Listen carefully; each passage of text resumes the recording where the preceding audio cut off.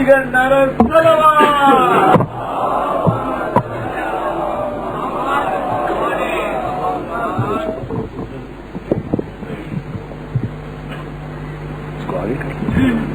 نعرہ محمد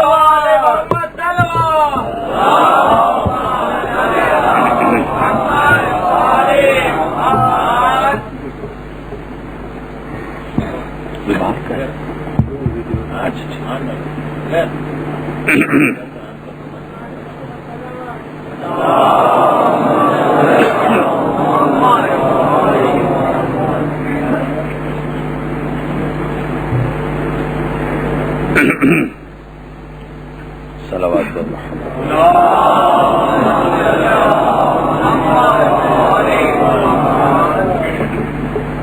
بار دیگر صلوات محمد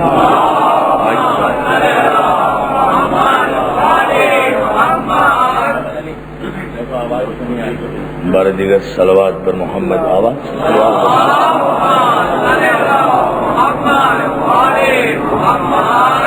اعوذ باللہ من الشیطان اللعین الرجیم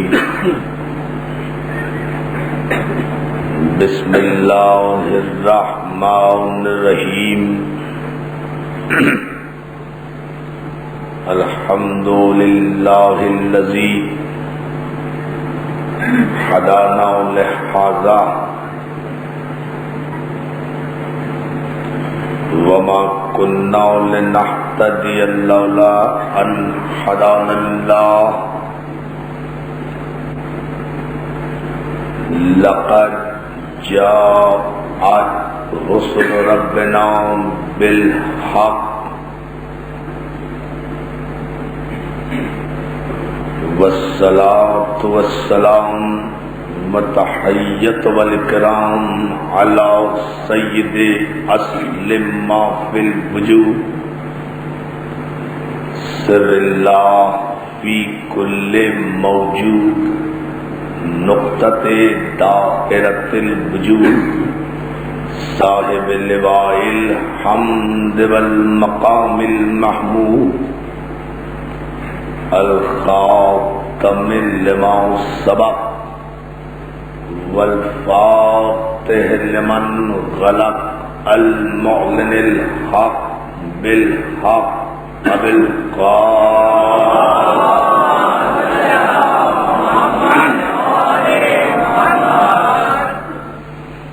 وآلہ الطیبین الطاہرین المعصومین المنتجبین المظلومین ولعنت اللہ علی اعدائہم اجمعین من یومنا ھذا الی یوم الدین اما بعد فقد قال سبحانہ وتعالی فی محکم کتابہ الحکیم یا ایھا الذین آمنوا من یرتد منکم عن دینہ فسوف یأتی اللہ بقوم صلوات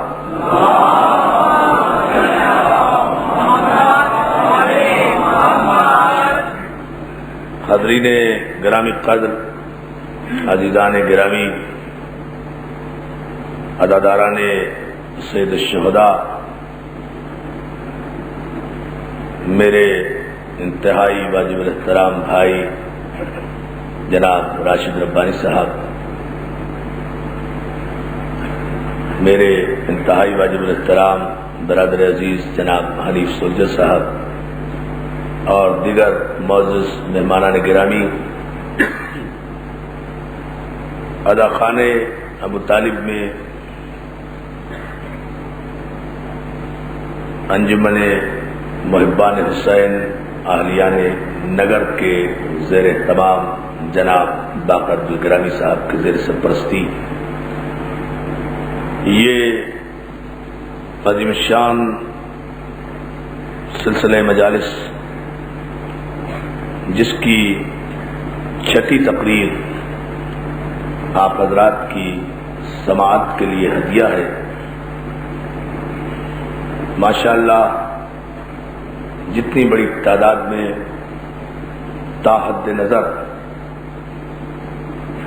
آپ حضرات فرزند رسول کا غم منانے کے لیے اور عزاداری سید الشہداء قائم کرنے کے لیے اس رضاخانے میں حاضری دے رہے ہیں، اس کی جزا تو یقیناً آپ کو بارگاہ سید الشہداء سے ملے گی۔ ان مجالس میں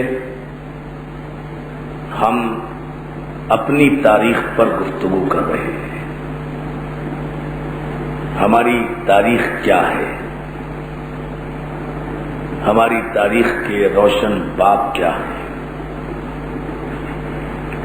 ہماری تاریخ کے منور کردار کیا ہے؟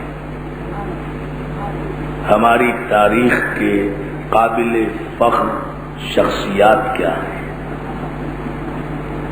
ہم ان مجالس میں آپ کی خدمت میں مسلسل عرض کرتے آ رہے ہیں کہ تاریخ مورخ کے قلم سے نہیں بنتی، شخصیت کے کردار سے بنتی ہے۔ صلوات بھیجنا محمد علیہ۔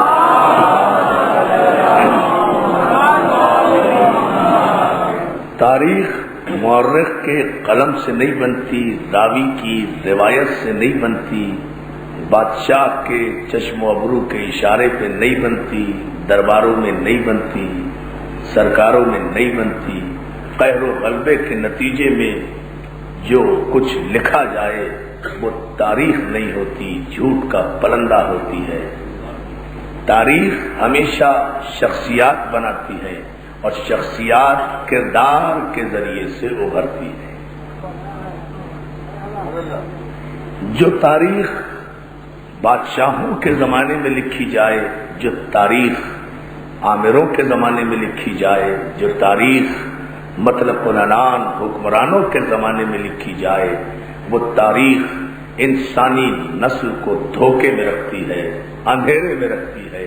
لیکن یہ ہر دور کے بادشاہ، ہر دور کے چور دروازوں سے آنے والے، ہر دور کے مطلق العنان، ہر دور اور ہر زمانے کے بے لگام بادشاہ اپنی مرضی سے اپنے دور حکومت میں طاقت کے بلبوتے پر تاریخ لکھوا کر یہ سمجھتے ہیں کہ وہ تاریخ میں امر ہو جائیں گے، لیکن وہ اس فطری قانون سے بے خبر ہیں کہ جبر کے نتیجے میں مرتب ہونے والی تاریخ وقتی طور پر لکھی تو جا سکتی ہے، دل میں بٹھائی نہیں جا سکتی۔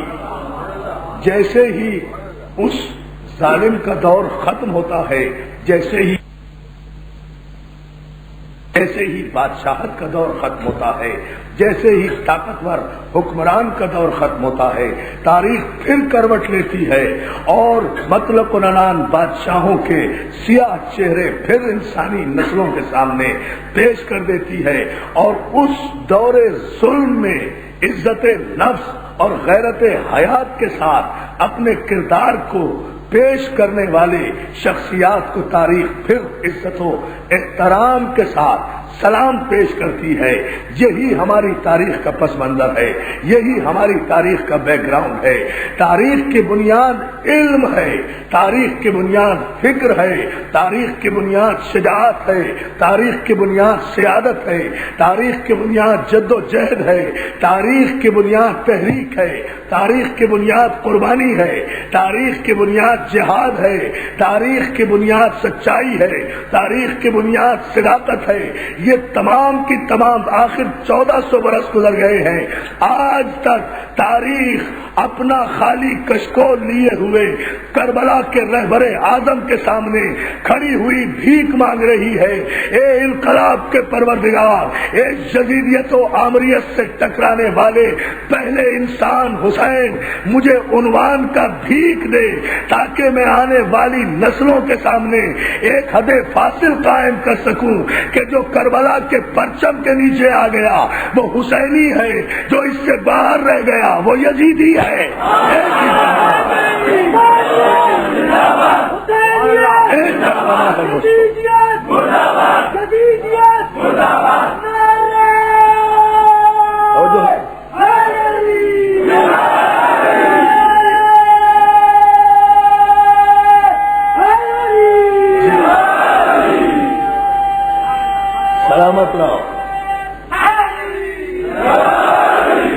سلامت رکھے یا علی مدد کہنے والوں کو۔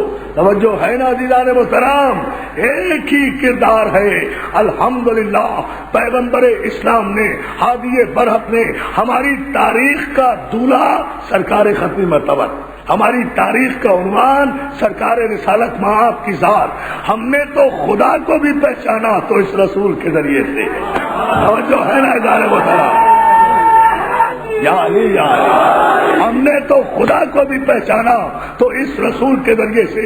ورنہ خدا کیا ہے؟ خدا وہ ہے جو علم میں نہیں آتا وہ خدا ہے، جو عقل میں نہ آئے وہ خدا ہے، جو حافظے میں نہ آئے وہ خدا ہے، جو بصارت میں نہ آئے وہ خدا ہے، جو شعور میں نہ آئے وہ خدا ہے، جو شعور میں نہ آئے وہ خدا ہے، جو لاشعور میں نہ آئے وہ خدا ہے، جو ادراک میں نہ آئے وہ خدا ہے، جو سمتوں میں نہ سمائے وہ خدا ہے، جو شمال و جنوب و مغرب و مشرق میں نہ بیٹھے وہ خدا ہے، جو خواب میں نہ آئے وہ خدا ہے، جسے چھوا نہ جا سکے وہ خدا ہے، جسے چکھا نہ جا سکے وہ خدا ہے، جو ایکسپیریمنٹ میں نہیں آتا وہ خدا ہے، جو تجربے میں نہیں آتا وہ خدا ہے، جو مشاہدے میں نہیں آتا وہ خدا ہے، جو نظر نہیں آتا وہ خدا ہے، جو بینائی میں نہیں آتا وہ خدا ہے، جو حافظے میں نہیں آتا وہ خدا ہے، جو گنتی میں نہیں آتا وہ خدا ہے۔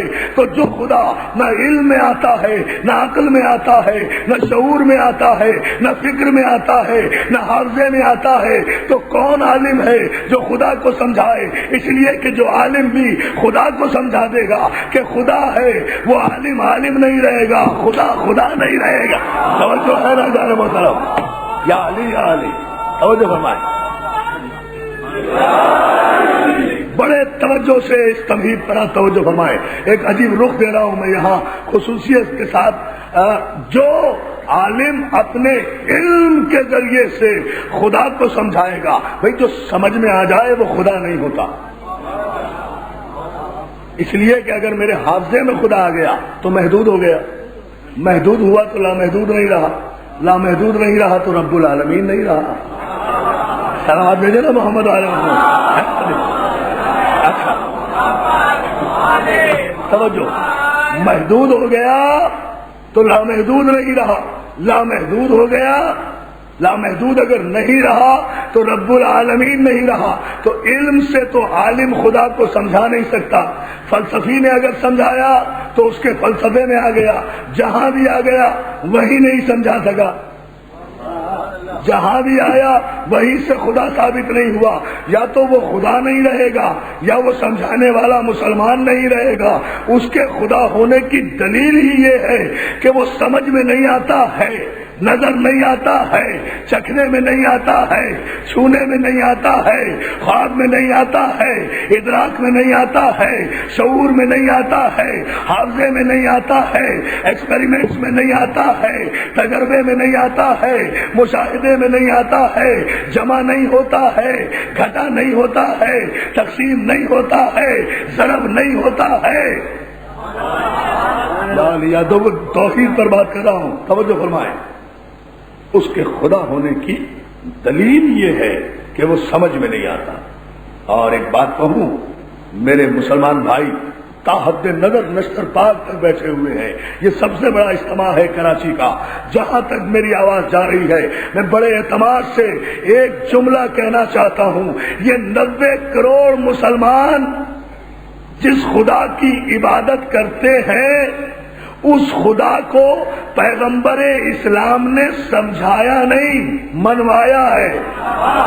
توجہ توجہ توجہ توجہ میں دو بھائی، پوری توجہ، الحمد سے لے کر پوری ذمہ داری سے کہہ رہا ہوں، قرآن الحمد سے شروع ہے والناس پر ختم ہے۔ یہی قرآن، اسی قرآن پر ہمارا ایمان ہے، یہی 30 پارے، یہی 114 سورتیں، یہی 6666 آیتیں، انہی پر ہمارا ایمان ہے۔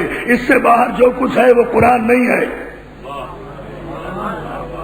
نہیں غور فرمایا آپ نے، غلط پروپیگنڈا کرتے ہیں لوگ ہمارے لیے کہ ہمارا قرآن کوئی مختلف ہے، 31 سپاروں کا ہے یا 40 سپاروں کا ہے. کوئی نہیں، یہی قرآن جو سارے مسلمانوں کے گھر میں ہے، الحمد سے شروع ہوتا ہے والناس پر ختم ہوتا ہے، یہی ہمارا قرآن ہے.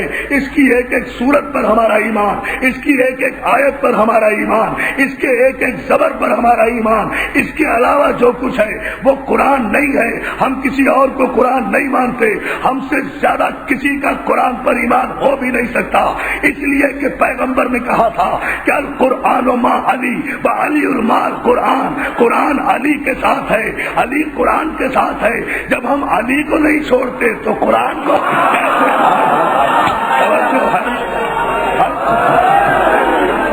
ایسے بھائی علی بھائی توجہ فرمائیں.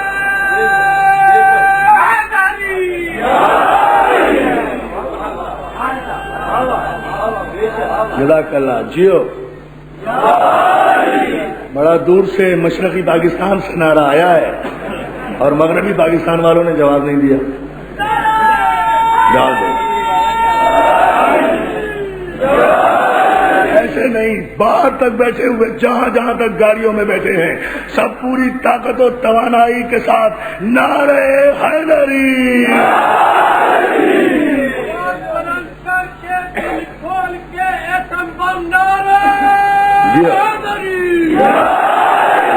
اور سلامت رکھے. یہ غلط فہمی ہم ملت مسلمہ کی دور کرنا چاہتے ہیں اپنے تاریخی عنوان کے حوالے سے.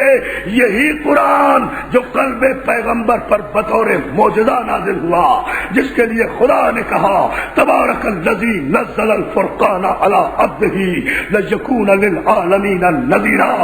اور متبرک و محترم ہے وہ ذات کہ جس نے اپنے عبد پر فرقان نازل کیا. اسی قرآن پر ہمارا ایمان ہے، جس کے لیے قرآن نے خود اعلان کیا کہ انا نحن نزلنا الذکر و انا لہ لحافظون. ہم ہی نے یہ قرآن نازل کیا ہے اور ہم ہی اس قرآن کی حفاظت کرنے والے ہیں. ایک ایک آیت جو بھی قرآن میں موجود ہے اس پر ہمارا ایمان ہے. اس لیے کہ قرآن علی کے ساتھ ہے، علی قرآن کے ساتھ ہے. قرآن علی سے جدا نہیں، علی قرآن سے جدا نہیں، قرآن علی سے جدا نہیں، علی قرآن سے جدا نہیں. اس لیے کہ قرآن نازل ہوتا تھا علی کے عمل کے نتیجے میں.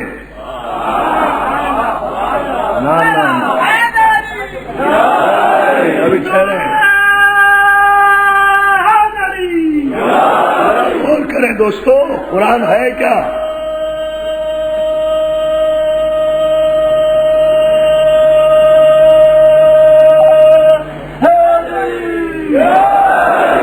اور سلامت رکھے. آئیے ہم چند مثالیں آہستہ آہستہ مسلسل مجالس پڑھتا آ رہا ہوں اور میری طبیعت کی ناسازی کا آپ کو علم ہے، لیکن مولا سے طاقت لیتے ہوئے میں چند باتیں آپ حضرات کی خدمت میں عرض کرنا چاہتا ہوں.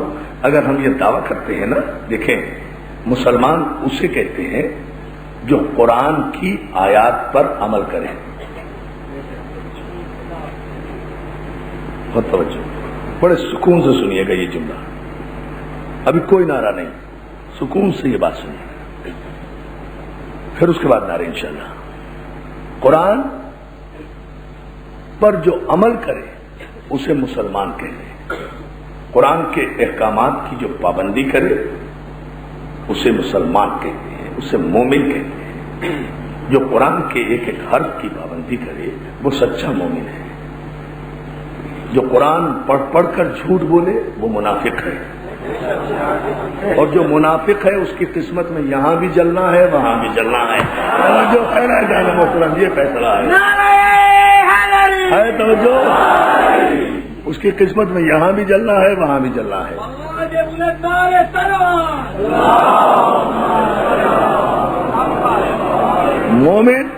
مومن اسے کہتے ہیں جو قرآن پر عمل کرے.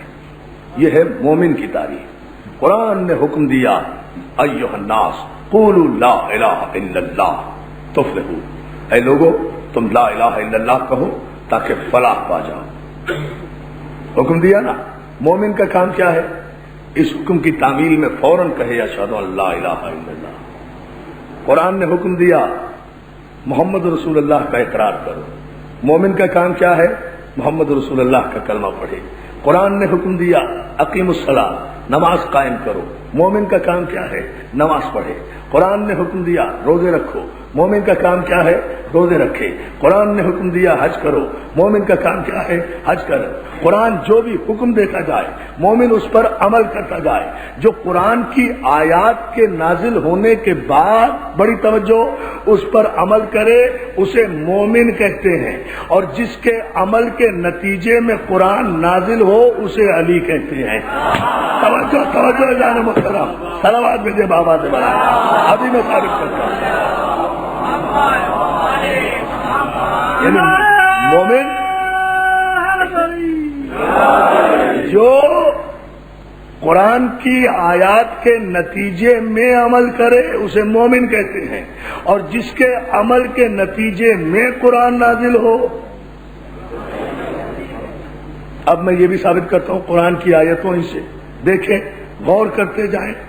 قرآن میں ارشاد ہوا انما ولیکم اللہ ورسولہ والذین آمنوا الذین یقیمون الصلاۃ ویؤتون الزکاۃ وہم راکعون۔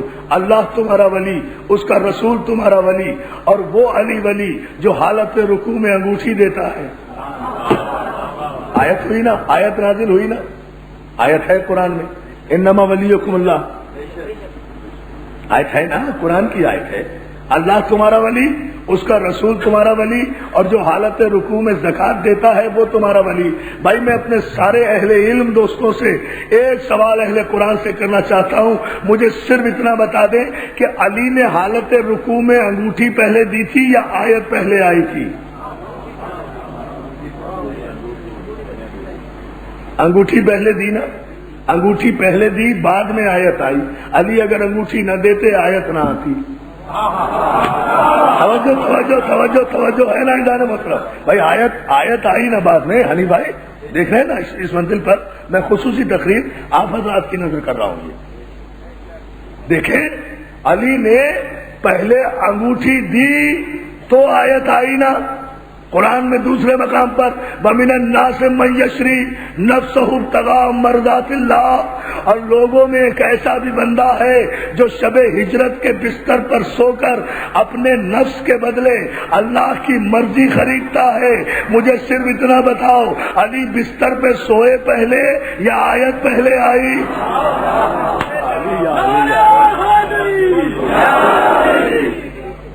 ظاہر علی شب ہجرت کے بستر پر، رسول اللہ کے بستر پر سوئے پہلے، نہ سوتے تو آیت نہ آتی۔ اگر نہ سوتے، اگر صلوات بھیجے نا محمد آئے۔ ابھی ان آیتوں سے گھبرائیے گا نہیں، اس کا ایک خوبصورت نتیجہ میں آپ کی خدمت پیش کر رہا ہوں۔ اس کے بعد پھر دیکھتے جائیں قرآن مجید کی آیات کو، اسی طرح سے آپ دیکھتے جائیں سورہ مبارک کے دہر سورہ انسان، اس میں ارشاد ہوا وَيُطْعِمُونَ الطَّعَامَ عَلَىٰ حُبِّهِ مِسْكِينًا وَيَتِيمًا وَأَسِيرًا، اور ایسے بھی لوگ ہیں جو اللہ کی محبت میں مسکین اور اسیر کو کھانا کھلاتے ہیں، کھانا کھلاتے ہیں۔ مجھے ملت مسلمہ بتائے کہ پنجتن پاک نے مسکینوں کو کھانا پہلے کھلایا یا آیت پہلے نازل ہوئی؟ کھانا پہلے کھلایا، آیت بعد میں آئی۔ توجہ ہے؟ قرآن میں ارشاد ہوا سورہ مبارک کے رات میں یقول الذین کفروا لست مرسلا قل کفی باللہ شہیدا بینی وبینکم ومن عندہ علم الکتاب۔ میرے رسول، کافر تجھے رسول نہیں مانتے تو نہ مانے، ان سے کہہ دے کہ تیری رسالت کی گواہی کے لیے ایک اللہ کافی ہے، ایک وہ علی کافی ہے جسے ہم نے پوری کتاب کا علم عطا فرمایا۔ توجہ ہے نا جان محترم؟ ابھی سنتے جائیں، ابھی سنتے جائیں، ابھی نعرہ نہیں، یہ ساری بحث سے ہم نکل آئے، جب نتیجہ آئے پھر خوبصورت نعرہ۔ ایک اللہ کافی ہے تیری رسالت کی گواہی کے لیے، اور ایک وہ کافی ہے جسے ہم نے کل کتاب کا علم عطا کیا۔ بتاؤ دعوت ذوالعشیرہ میں 12 برس کی عمر میں علی نے گواہی پہلے دی یا آیت پہلے آئی؟ یا علی نے گواہی پہلے دی، آیت بعد میں آئی۔ اگر گواہی نہ دیتے آیت نہ آتی، گواہی نہ دیتے گواہی نہ دیتے گواہی نہ دیتے گواہی نہ دیتے آیت نہ آتی انما یرید اللہ لیذھب عنکم الرجس اہل البیت ویطہرکم تطہیرا. سورہ احزاب میں آیت تطہیر نازل ہوئی. سارے مسلمان مفسرین متفق ہیں کہ چادر میں محمد بھی گئے, علی بھی گئے, حسن بھی گئے, فاطمہ بھی گئی, حسین بھی گئے. جب پنجتن چادر میں آ گئے تو اللہ نے آیت تطہیر نازل کی. تو یہ پہلے چادر میں گئے یا پہلے آیت آئی؟ یا علی یا ہاں, دیکھتے جائیں. قرآن نے کہا, تاریخی جملہ دوستو, مسلسل ساری رات آیتیں پڑھتا جاؤں, لیکن میں صرف ایک نتیجہ دینے کے لیے عرض کر رہا ہوں. قرآن نے آواز دی, اللہ یحب الذین یقاتلون فی سبیلہ صفا کأنہم بنیان مرصوص. اللہ دوست رکھتا ہے ایسے بہادر لڑنے والوں کو جو اس کی راہ میں ایسے جدال کرتے ہیں جیسے وہ دیوار جس میں سیسا پگھلا کر اڑیل دیا گیا ہو. مجھے بتائیں مفسرین قرآن کہ علی نے خیبر پہلے فتح کیا یا آیت پہلے آئی؟ صلوات علی محمد و آل محمد.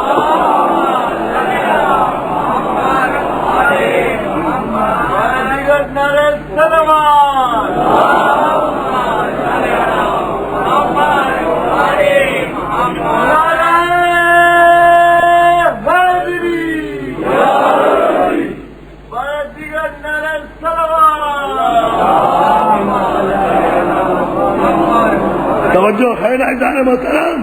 اللہ آیتیں نازل کرتا رہا, یہ عمل کرتے رہے. انہوں نے عمل پہلے کیا.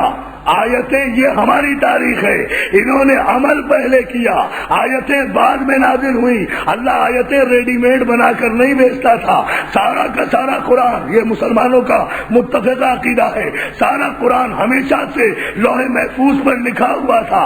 جیسے جیسے ضرورت ہوتی رہی ویسے ویسے قرآن نازل ہوتا رہا. اہل بیت عمل کرتے رہے, قرآن نازل ہوتا رہا. یہ جاگے آیت آئی, یہ سوئے آیت آئی, یہ اٹھے آیت آئی, یہ بیٹھے آیت آئی. انہوں نے اظہار علم کیا آیت آئی, یہ منبر پہ گئے آیت آئی, یہ نظم میں آئے آیت آئی, یہ بزم میں آئے آیت آئی.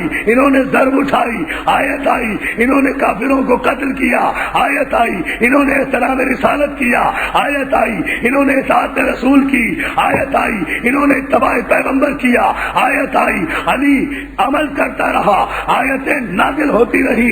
ہماری تاریخ میں علی صرف ابو طالب کے بیٹے کا نام نہیں ہے.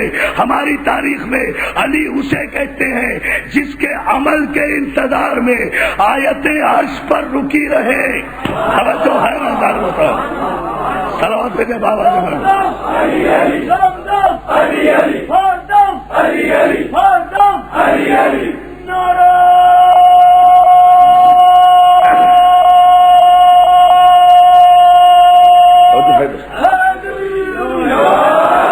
جس کے عمل کے انتظار میں قرآن کی آیتیں رکی رہیں. یہ عمل کریں, یعنی یوں کہوں اگر آپ ذرا سا اپنے معیار سماعت کو بلند کریں تو میں ایک علمی جملہ آپ کی خدمت میں پیش کروں. امام اسے کہتے ہیں جو قرآن کی آیتوں کو اذن نزول دے. صلوات بھیجیں امام سے. یہ ہے امام جو قرآن کی آیتوں کو اذن نزول دے.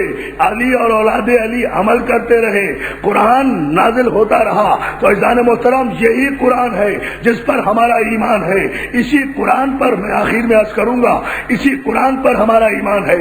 الحمد سے لے کر والناس تک پیغمبر اسلام نے اللہ کو منوایا ہے, سمجھایا نہیں. کسی آیت میں بتا دیں کہ اللہ کو سمجھایا گیا ہو.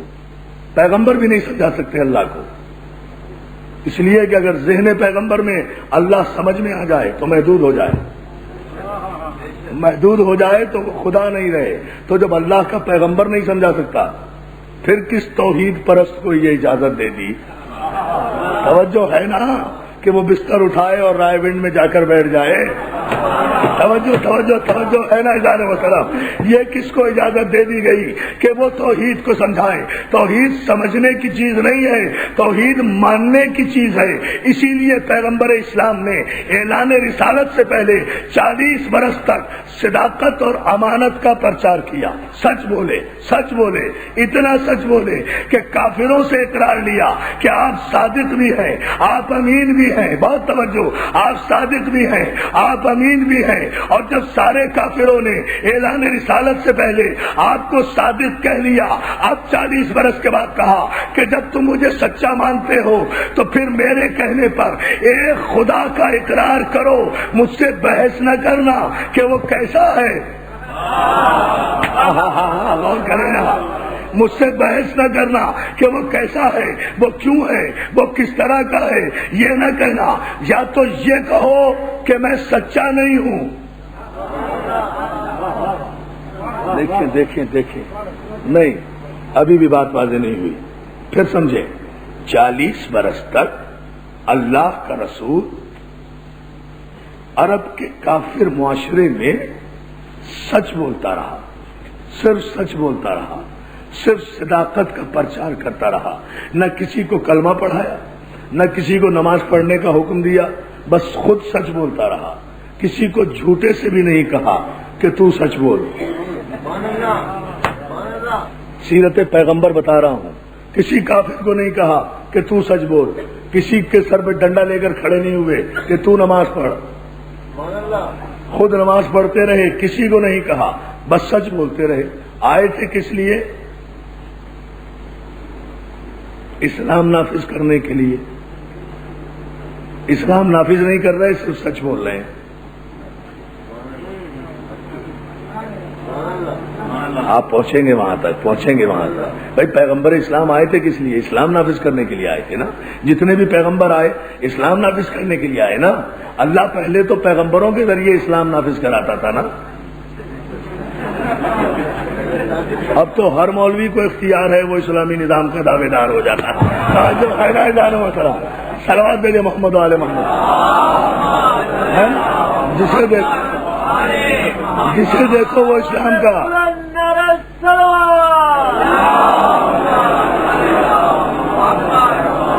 جسے دیکھو اب تو وہ اسلام کا ٹھیکیدار نظر آتا ہے۔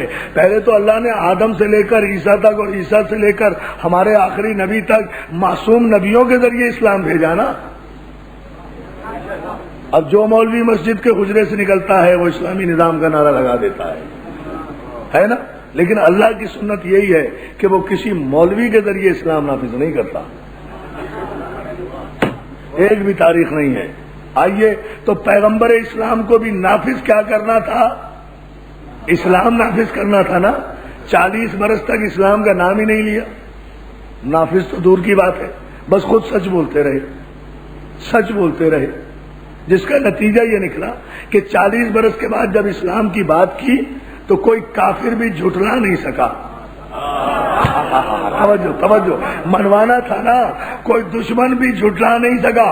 تو پھر یہ کیا سنت پیغمبر ہے، یہ کیا سنت رسول ہے؟ یعنی قیامت تک اپنے کلمہ پڑھنے والوں کے درمیان اللہ کے رسول نے اپنی یہ سنت چھوڑی ہے کہ اگر کسی زمانے میں، کسی دور میں، کسی ملک میں کسی کا یہ دماغ خراب ہو کہ وہ اسلامی نظام نافذ کرے تو اسے چاہیے کہ میری سنت پر عمل کرتے ہوئے کم از کم 40 برس تک اتنا سچ بولے، اتنا سچ بولے، اتنا سچ بولے کہ دوست تو دوست، دشمن بھی نہ کہہ سکے کہ یہ جھوٹا ہے۔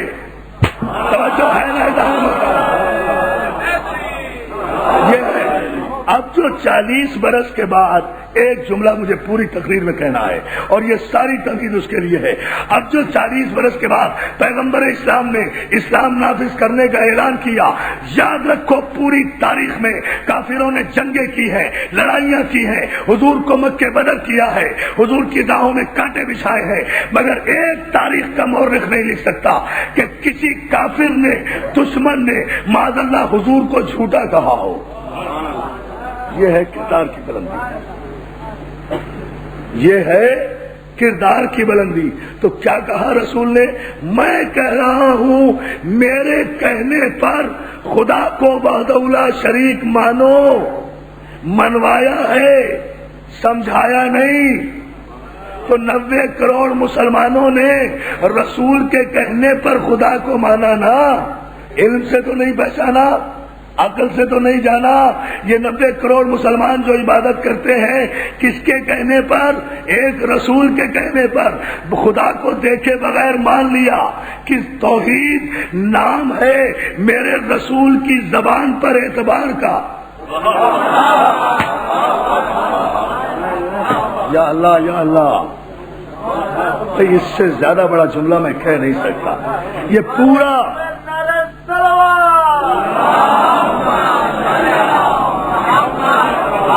آپ کو یہ پورا جو عقیدہ توحید ہے، یہ نام ہے میرے رسول کے لبوں پر اعتماد کا۔ اعتماد رسالت پہ توحید ٹکی ہوئی ہے، کسی نے دیکھنے کی ضد نہیں کی۔ پوچھیں مولانا سے، مولانا جنت دیکھی ہے؟ کہا نہیں۔ ایمان ہے؟ کہا ہے۔ کیوں ہے؟ کہ جی رسول نے کہا ہے۔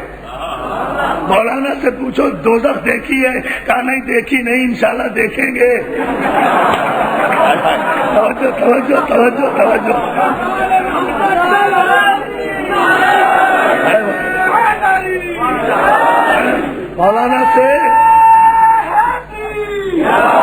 مولانا سے پوچھو مولانا دوزخ دیکھی ہے؟ کہا نہیں دیکھی نہیں۔ نہیں یہ تو میں نے کہا ہے بھائی۔ کہیں گے نہیں دیکھی، ایمان ہے؟ کہا ہے ہاں ایمان ہے کہ دوزخ ہے۔ مولانا فرشتے دیکھے ہیں؟ کہا نہیں دیکھے ہیں۔ ایمان ہے؟ کہا ہے۔ کیوں ایمان ہے؟ کہ جی رسول نے کہا ہے کہ فرشتے ہیں۔ جنت دیکھی ہے؟ نہیں دیکھی، رسول نے کہا کہ جنت ہے۔ کوثر دیکھا ہے؟ نہیں دیکھا۔ ایمان ہے کہ رسول نے کہا ہے۔ آدم دیکھا ہے؟ کہا نہیں دیکھا۔ آدم پہ ایمان ہے کہ ہے؟ کیوں ہے؟ کہ رسول نے کہا ہے۔ نوح دیکھا ہے؟ نہیں دیکھا۔ ایمان ہے کیوں ہے؟ کہ جی رسول نے کہا ہے۔ شیش دیکھا ہے؟ نہیں دیکھا۔ ایمان ہے کیوں ہے؟ رسول نے کہا ہے۔ ابراہیم دیکھا ہے؟ کہا نہیں دیکھا۔ ایمان ہے؟ کہا ہے۔ کیوں ہے؟ کہ جی ہمارے رسول نے کہا ہے۔ اسماعیل دیکھا ہے؟ کہا نہیں دیکھا۔ ایمان ہے؟ کہا ہے۔ کیوں ایمان ہے؟ کہ ہمارے رسول نے کہا ہے۔ عیسیٰ دیکھا ہے؟ مسلمانوں نے کہا نہیں دیکھا۔ کہا نہیں دیکھا۔ ایمان ہے کہ ہے؟ کیوں ہے؟ کہ جی ہمارے رسول نے کہا ہے۔ قبر کے اندر فشار دیکھا ہے؟ کہا نہیں دیکھا۔ نہیں دیکھا۔ ایمان ہے؟ کہا ہے۔ کیوں ہے؟ کہ جی رسول نے کہا ہے۔ 1,24,000 پیغمبروں کو بغیر دیکھے ہوئے ایمان لائے سارے مسلمان پیغمبر کے کہنے پر، کس لیے کہ مخبر صادق نے کہا ہے، جس رسول نے کہا ہے۔ مولانا سے پوچھو مولانا نبی کتنے؟ کہنے لگے 1,24,000۔ نام کتنوں کی یاد ہے؟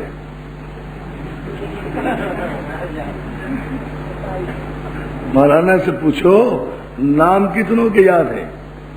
1,000 کے نام یاد ہیں؟ کہنے گے نہیں صاحب۔ اچھا 500 کے نام بتا دے؟ نہیں۔ 250 کے نام بتا دے؟ نہیں۔ ساری دنیا کے علماء سے پوچھ لو، 100 کے نام بتا دے؟ نہیں۔ 70-80 کے نام بتا دے؟ نہیں۔ مانتے کتنے کو ہے؟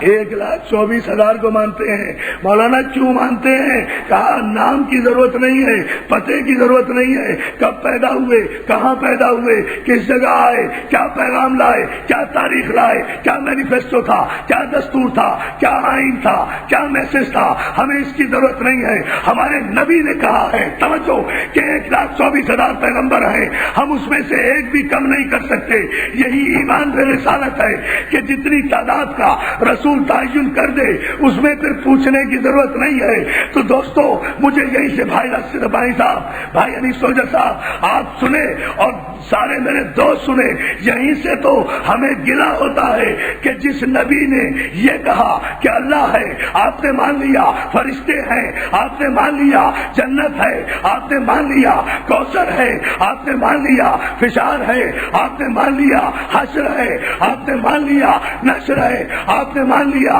ایک کم 1,24,000 پیغمبر ہیں، سارے مسلمانوں نے مان لیا کس کے کہنے پر؟ ایک نبی کے کہنے پر۔ تو ہمیں گلا تو یہی ہے کہ جس نبی کے کہنے پر بغیر دیکھے ہوئے ایک کم 1,24,000 کو نبی ماننے کے لیے تیار ہو، تو اسی نبی نے تو غدیر کے میدان میں ہاتھوں پہ بلند کر کے کہا تھا من کن تو مولا ہو فہذا علی مولا۔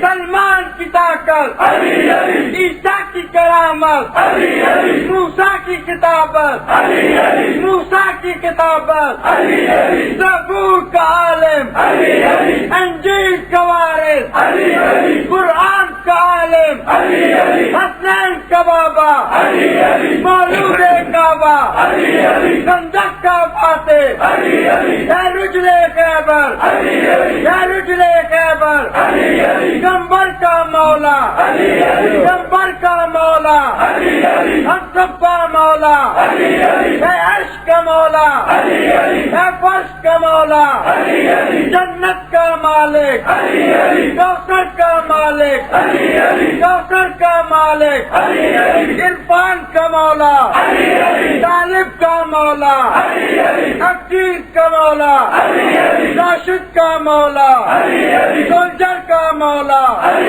ہم سب کا مولا، رابی کی روایت، قرآن کی آیت، محدث کی حدیثیں، سب مل کے پکارو، سورج کی کرنیں، چندا کی کرنیں، موجوں کی روانی، یہ بہتا پانی، یہ بہتا پانی، جب سب نے مانا پھر زور لگا لو، پھر مل کے پکارو، ہم سب کا مولا، ہم سب کا مولا، ہم سب کا مولا، نعرہ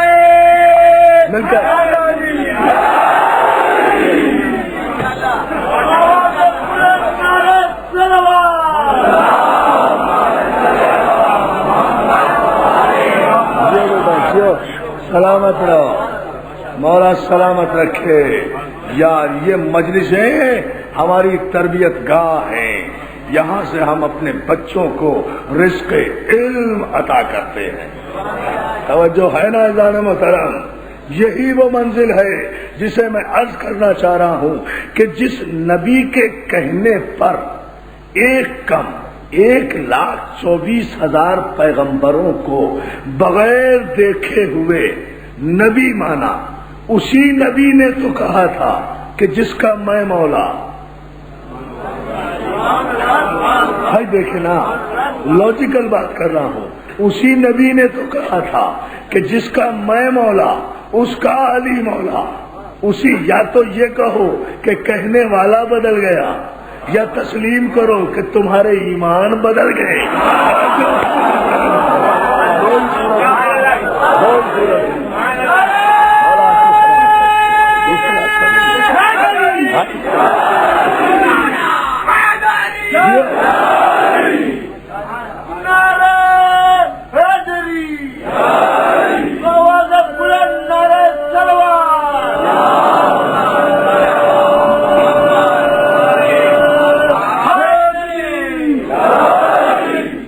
بلند ترین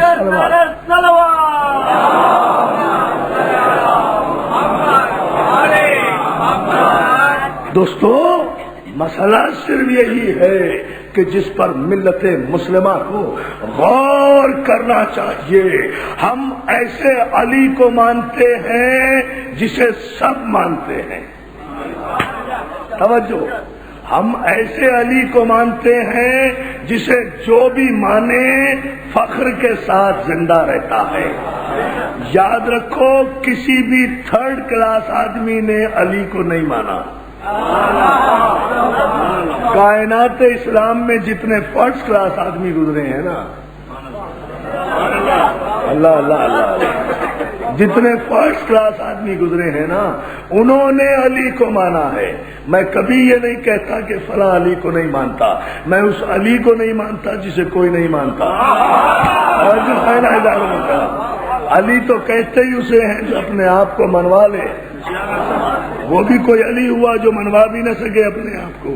جب علی کے غلام اپنے آپ کو منوا لیتے ہیں اور جب ہے نا محترم، تو علی اپنے آپ کو کیسے نہیں منوا لے گا؟ ہاں یہ ماننے والے کے ظرف کی بات ہے کہ وہ ہماری طرح ہر وقت علی علی کرے یا دوسرے کی طرح وقت پڑھنے پر علی علی. صلوات بھیجے بابا کے بلند محمد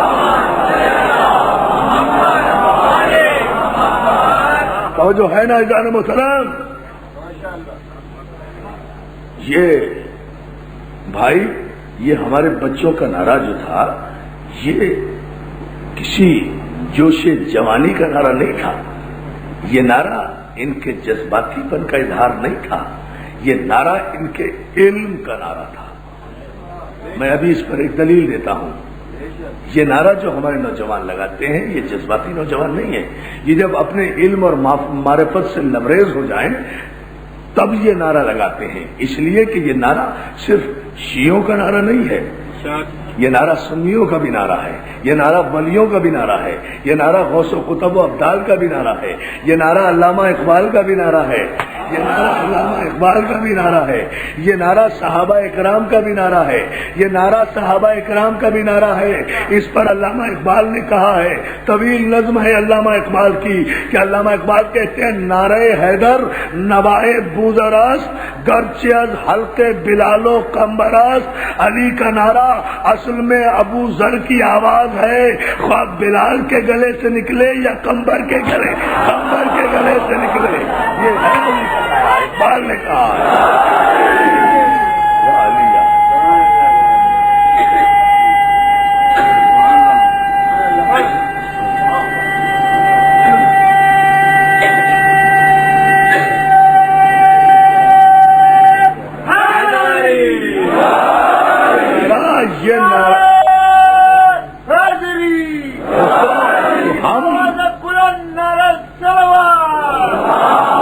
ہم علی کو مانتے ہیں تو یاد رکھیں ہم یقیناً علی کا تذکرہ کرتے ہیں، علی کے فضائل بیان کرتے ہیں.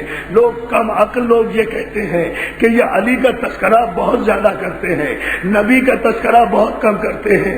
ایسا نہیں ہے بھائی، اپنی اپنی سمجھ کی بات ہے. علم کلام کا اصول ہی یہ ہے، عقیدے کی شرافت ہی یہ ہے، خطابت کی طہارت ہی یہ ہے. ہم جب علی کے اتنے فضائل بیان کرتے ہیں تو اس میں خود بخود نبی کے فضائل آ جاتے ہیں. مقصد یہ ہوتا ہے کہ جس نبی کا علی ایسا ہے اس علی کا نبی کیسا ہے. یہ وہ جو ہے نا پوری طرح سے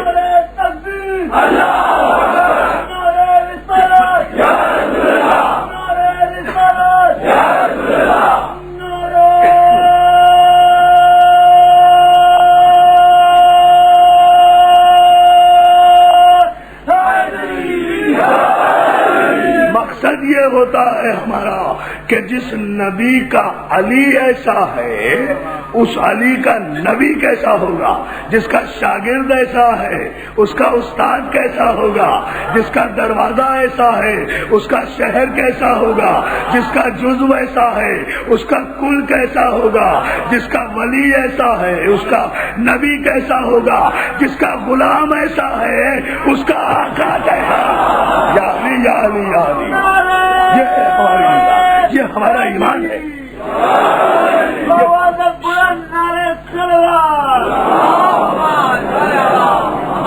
یہ ہماری تاریخ ہے عزیزان محترم، اور ہم جو کچھ کہتے ہیں وہ یا تو قرآن کی آیت کی روشنی میں کہتے ہیں یا احادیث پیغمبر کی روشنی میں کہتے ہیں۔ یاد رکھو یہ ہمارا قول نہیں ہے علی کا نعرہ، بلکہ یہ پیغمبر اسلام کا قول ہے۔ سرکار رسالت مآب نے فرمایا، بھائی حوالہ دے رہا ہوں، امام شافعی رحمۃ اللہ علیہ نے کہا، امام شافعی مسلمانوں کے معزز ترین محکم ترین امام ہیں، واجب الاحترام امام ہیں۔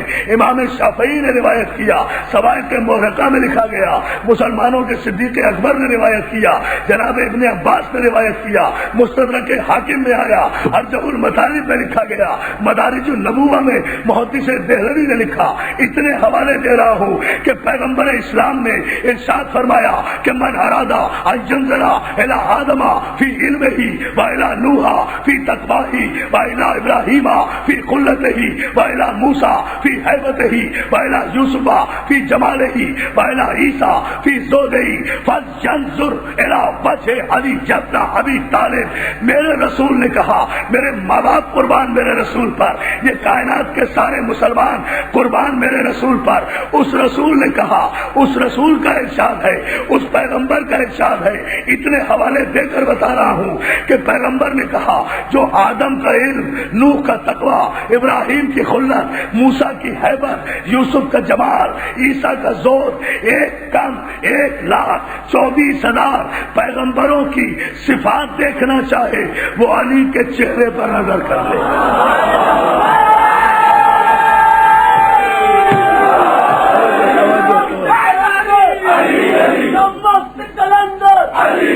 داماد محمد داماد محمد زہرا کا شوہر زہرا کا شوہر حسین کا بابا حسین کا بابا عباس کا بابا عباس کا بابا کائنات کا مولا کائنات کا مولا کعبے کا حوالے کعبے کا حوالے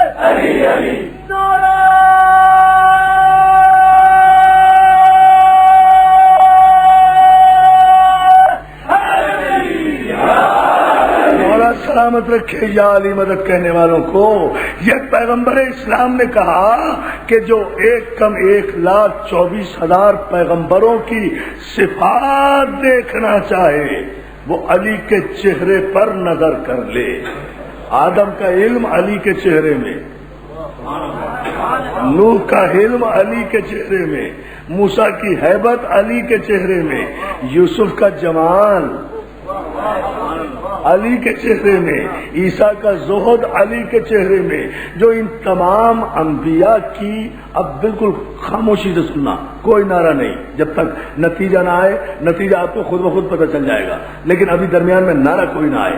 میں ایک خاص پیغام پہنچانا چاہتا ہوں، فیصلہ کن پیغام، جو 1,24,000 پیغمبروں کی صفات دیکھنا چاہے وہ علی کے چہرے پر نظر کر لے۔ یعنی علی کا مقابلہ عام انسانوں سے بھی نہیں کیا جا سکتا، انبیاء ما سبق سے بھی علی کا مقابلہ نہیں کیا جا سکتا، اس لیے کہ یہ سارے نبی ایک ایک صفت کے مالک ہیں۔ علی ان تمام انبیاء کی جملہ صفات کا مالک ہے۔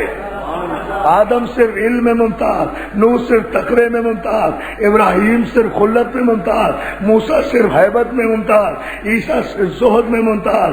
یہ تمام انبیاء ایک ایک صفت کے مالک ہیں، علی ان تمام انبیاء کی جملہ صفات کا مالک ہے۔ ابھی بھی نہیں سمجھے؟ اچھا یوں سمجھو، علی کو اس طرح سمجھو، پیغمبر اسلام نے ارشاد فرمایا علی کا مقابلہ انبیاء ما سبق سے بھی نہ کرو، اس لیے کہ ایک آدم سے لے کر عیسیٰ تک کی نبوتوں کی صفات سمٹ کر اگر اپنے نقطۂ عروج پر آ جائیں تو ایک علی بنتا ہے۔ علی کی ایک ایک صفت بکھرے تو ایک ایک صفت سے ایک ایک نبی بنتا ہے۔ ایک ایک صفت، ابھی نعرہ نہیں، توجہ سنتے جائیں غور کے ساتھ، ایک ایک صفت سے انشاءاللہ خانہ ابو طالب کے در و دیوار یاد رکھیں گے۔ آج کی اس تاریخی اجتماعی مجلس کو پوری توجہ کے ساتھ جو میں نے خصوصیت کے ساتھ نظر کی ہے اپنے معزز مہمانوں کی خدمت میں، جو میرے بھائی آئے ہیں راشد ربانی صاحب، حنیف سوجر صاحب اور ان کے ساتھی، ان کی نظر کر رہا ہوں۔ یہ مجلس کے ہمارا پیغام محبت کا پیغام ہے، ہمارا پیغام امن و آشتی کا پیغام ہے، ہمارا پیغام جذبہ ایمانی کا پیغام ہے۔ آئیے ہماری گفتگو قرآن و حدیث سے باہر نہیں ہوتی، دیکھیں اور غور کریں، یعنی تمام انبیاء کی صفات سمٹیں تو ایک علی بنے، علی کی صفات بکھریں تو ایک ایک صفت سے ایک ایک نبی بنے۔ تو ہمارا یہ نعرہ صرف دیوانوں کا نعرہ نہیں ہے، صرف ہمارے جوانوں کا نعرہ نہیں ہے، یہ صرف ہمارے ملنگوں کا نعرہ نہیں ہے، بلکہ اس حدیث پیغمبر کی روشنی میں تو بات یوں ثابت ہوگی کہ جب بھی، جہاں بھی، جس جگہ بھی ہمارا کوئی نوجوان یا کوئی بھی علی والا علی کا نعرہ لگاتا ہے، چاہے کھیل کا میدان ہو یا جنگ کا میدان ہو، مشکل کا وقت ہو یا خوشی کا وقت ہو، یہی نعرہ لگایا جاتا ہے۔ چاہے جمہوریت کا دور ہو یا آمریت کے خلاف جد و جہد کا دور ہو، عوام میں جذبہ پیدا کرنے کے لیے ایک ہی نعرہ ہے، جو نعرہ جوش اور جذبہ اور توانائی عوام کو عطا کرتا ہے۔ آپ تو ان تجربوں سے گزرے ہیں، آپ نے تو دور آمریت دیکھا ہے، آپ جانتے ہیں کہ عوام کو محض کرنے کے لیے، ان کے جذبوں کو جوان کرنے کے لیے اور کوئی نعرہ نہیں ہے۔ اس لیے جہاں بھی، جب بھی یہ نعرہ لگاؤ تو مجمع کی پرواہ نہ کرنا کہ کتنے جواب دینے والے ہیں، اس لیے کہ اس حدیث رسول کی روشنی میں اس نعرے کے اتنے گواہ ہیں، اتنے جواب دینے والے ہیں کہ کسی مجمع کی ضرورت نہیں ہے۔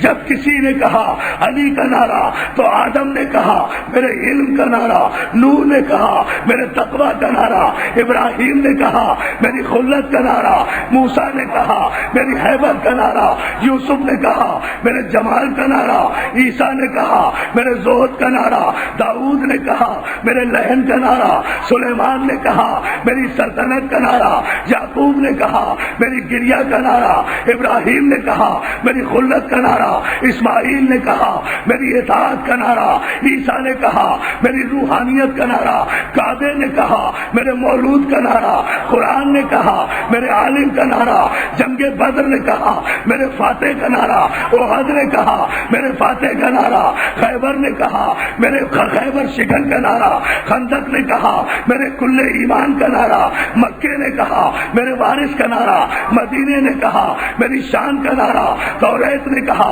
میری جان کا نعرہ، زبور نے کہا میری آن کا نعرہ، انجیل نے کہا میری شان کا نعرہ، جبریل نے کہا میرے استاد کا نعرہ، رضوان نے کہا میرے آقا کا نعرہ، جنت نے کہا میرے مالک کا نعرہ، کوثر نے کہا میرے ساتھی کا نعرہ، بستر نے کہا میرے وارث کا نعرہ، ممبر نے کہا میرے مالک کا نعرہ، ممبر نے کہا میرے مالک کا نعرہ، نماز نے کہا میرے نمازی کا نعرہ، سجدے نے کہا میری شان کا نعرہ، قیام نے کہا میرے مقام کا نعرہ، اذان نے کہا میری جھلک کا نعرہ، صحابہ نے کہا ہماری عزت کا نعرہ، صحابہ نے کہا ہماری عزت کا نعرہ، سلمان نے کہا میرے مولا کا نعرہ، ابو ذر نے کہا میرے آقا کا نعرہ، قمر نے کہا میرے مولا کا نعرہ، حسنین نے کہا میرے بابا کا نعرہ، فاطمہ نے کہا میرے شوہر کا نعرہ، نبی نے کہا میرے وسیع کا نعرہ، خدا نے کہا میرے ولی کا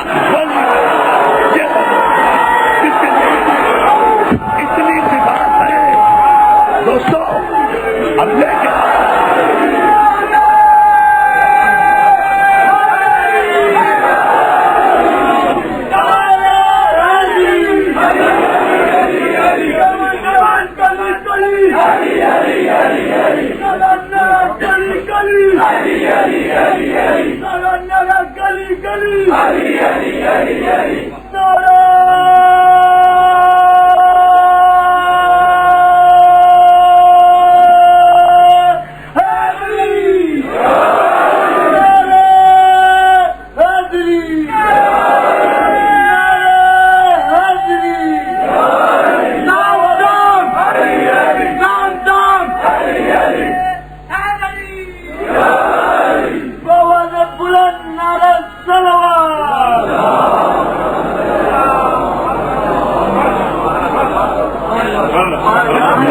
کو سلامت رکھے، مولا آپ کو سلامت رکھے، بہت شکریہ، مولا آپ کو سلامت رکھے، مولا ان مجلسوں میں آنے والوں کو سلامت رکھے، مولا علی کا نام لینے والوں کو سلامت رکھے۔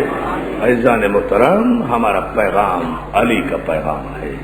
علی کی تاریخ محبتوں کی تاریخ ہے، نفرتوں کی تاریخ نہیں ہے۔ جب مصیبتوں میں گھر جاؤ یا علی کہو، جب مشکلوں میں آؤ یا علی کہو، یاد رکھو نہیں جب مسرتوں میں آؤ یا علی کہو۔ یہ تو ہماری ملک کی وزیر اعظم کا انٹرویو ہے برطانیہ کے اخبار کو، کہ جب ہم عالم مسرت میں ہوتے تھے، کوئی اچھی خبر سنتے تھے تو منہ سے بے ساختہ یا علی نکلتا تھا، اور جب ہم پریشان ہوتے تھے عمریت کے دور میں اور گرفتار ہوا کرتے تھے تو ہمیں خود بخود شہزادی زینب یاد آتی تھی۔ یہ ہماری پرائم منسٹر کا انٹرویو ہے، موجود ہے آن ریکارڈ، کہ ہمیں مصائب میں کوئی نہیں یاد آتا تھا کربلا کے علاوہ، مصائب میں ہمیں کوئی یاد نہیں آتا تھا کربلا کے علاوہ۔ دوستو، محمد و آل محمد کا گھرانہ سب کا مشکل کشا ہے، سب کا مشکل کشا ہے یہ گھرانہ، سب کو سہارا دیتا ہے یہ گھرانہ، ہر ایک کو سہارا دیتا ہے۔ کوئی بچی یتیم ہو جائے تو اسے کربلا آواز دیتی ہے، تجھے تڑپنے کی ضرورت نہیں ہے، اس لیے کہ کسی کی یتیم بچی حسین کی سکینہ سے زیادہ عظیم نہیں ہوتی۔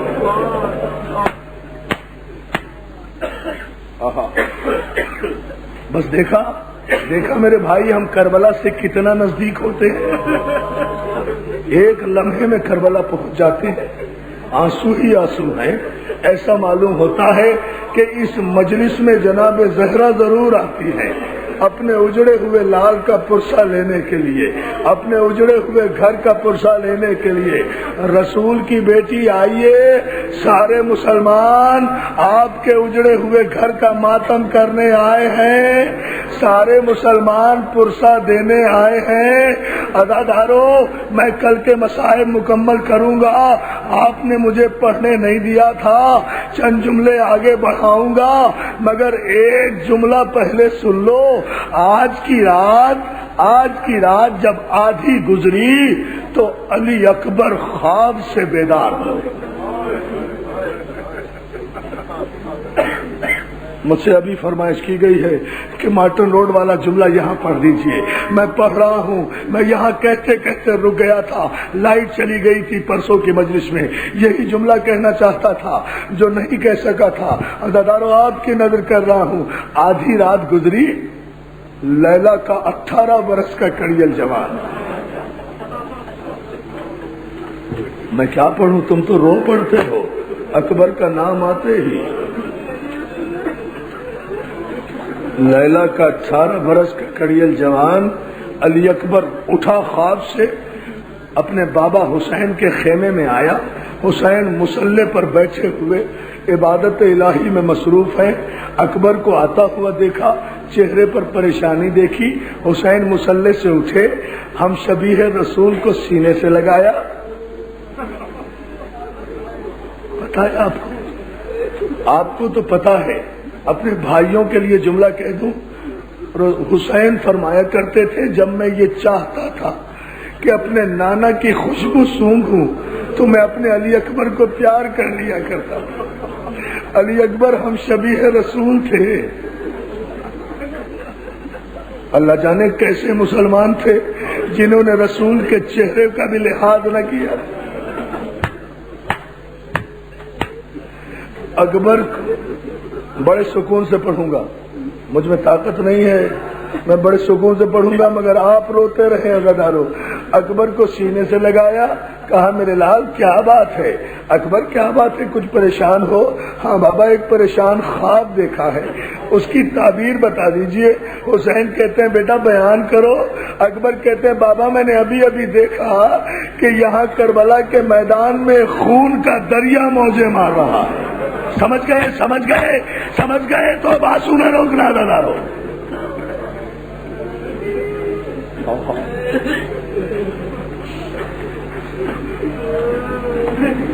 ہاں میں سانس لے لے کر پڑھوں گا تاکہ آپ سن سکیں.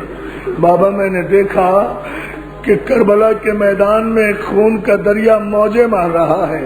اکبر اور کیا دیکھا بابا؟ میں نے دیکھا کہ اس دریا کے درمیان میں آپ اکیلے کھڑے ہوئے ہیں. بابا پھر میں نے دیکھا کہ جنگلی جانور اور بھیڑیے چاروں طرف سے آپ پہ حملہ کر رہے ہیں. کیا سن رہے ہو دادارو؟ بابا میں نے دیکھا کہ جنگلی بھیڑیے چاروں طرف سے آپ پر حملہ کر رہے ہیں. بابا پھر میں نے دیکھا کہ اچانک ایک جانور نے حملہ کیا اور آپ کے جسم سے آپ کا بایاں بازو کٹ کے علیحدہ گیا. جزاک اللہ جزاک اللہ جزاک اللہ جزاک اللہ جزاک اللہ. کیے جاؤ ماتم دادارو. تمہارے مذہب میں رونا جائز ہے. فاطمہ زہرا کو پرسا دو اس شان سے جیسے فاطمہ کا گھر اجڑا ہے. اکبر پھر کیا دیکھا بابا؟ پھر میں نے دیکھا کہ تھوڑی دیر کے بعد آپ کا دایاں بازو بھی قلم ہو گیا. اکبر اور کیا دیکھا؟ سن لو گے جملہ. بابا میں نے دیکھا کہ اچانک آپ کی کمر جھک گئی.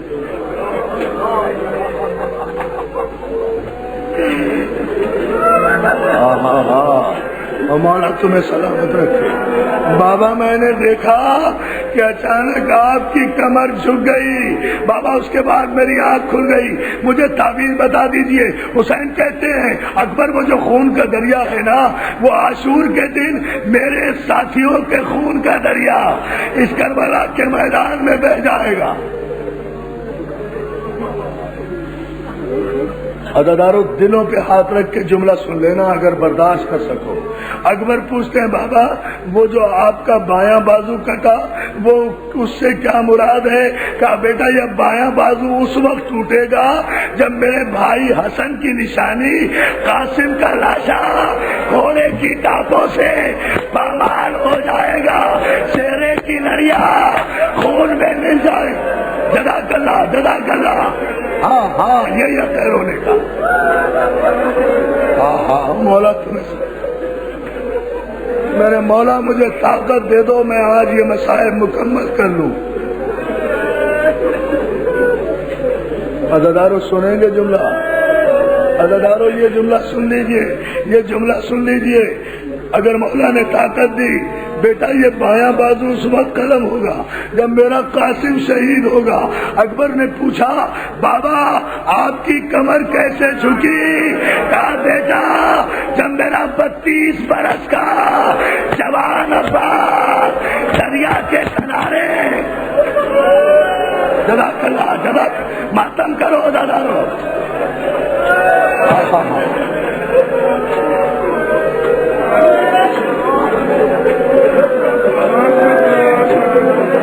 حوصلہ حوصلہ حوصلہ حوصلہ.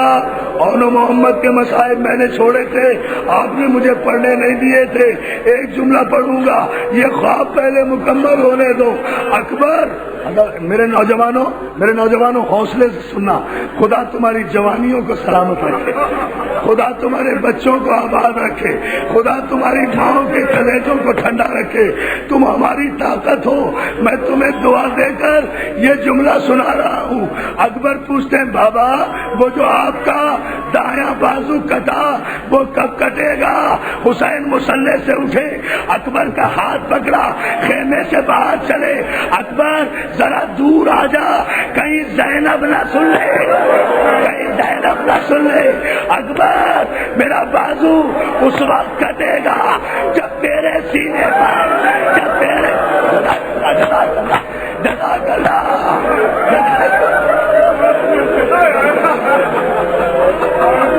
بابا ہاتھ نہ جوڑ.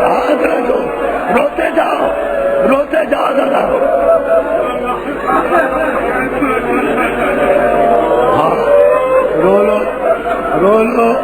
رو لو. میں شہادت نہیں پڑھ رہا. ایک جملہ مجھ سے سن لو.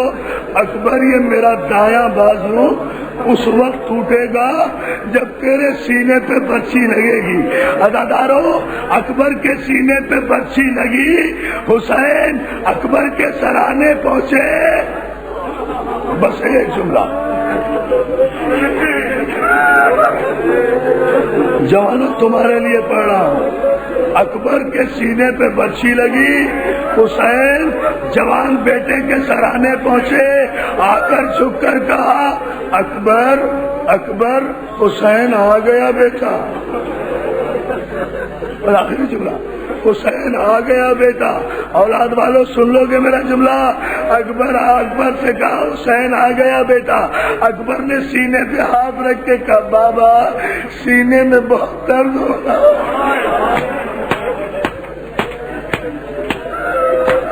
और मैं कुर्बान इन आंसुओं के जो आप बहा रहे हैं। अदादारों, अकबर की जवानी को रोना है, लैला की गोद उजड़ी है, ज़ैनब के 18 बरस के अरमान खाक में मिले हैं। जज़ाकल्लाह, ताकत मुझ में भी नहीं रही, मगर मुझे 2 जुमले मौला हिम्मत दे दे पढ़ने की तो मैं मजलिस खत्म कर दूंगा।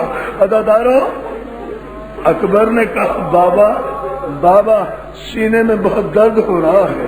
अली का लाल घुटना जमीन पे टेका, अकबर के सीने को देखा, बच्ची के फल को हाथ में लिया। तैयार हो जाओ, नहीं भाई बैठ रहा, शादी नहीं, कहने देना मुझे जुमला। 54 बरस का बूढ़ा बाप, 18 बरस का जवान भाई अली सोल्जर, हम यूं नहीं रोते, कयामत है मेरे भाई राशिद। 54 बरस का बूढ़ा बाप, 18 बरस का जवान, सीने पे हाथ रखा, या अली कहा, बच्ची का फल निकाल लिया।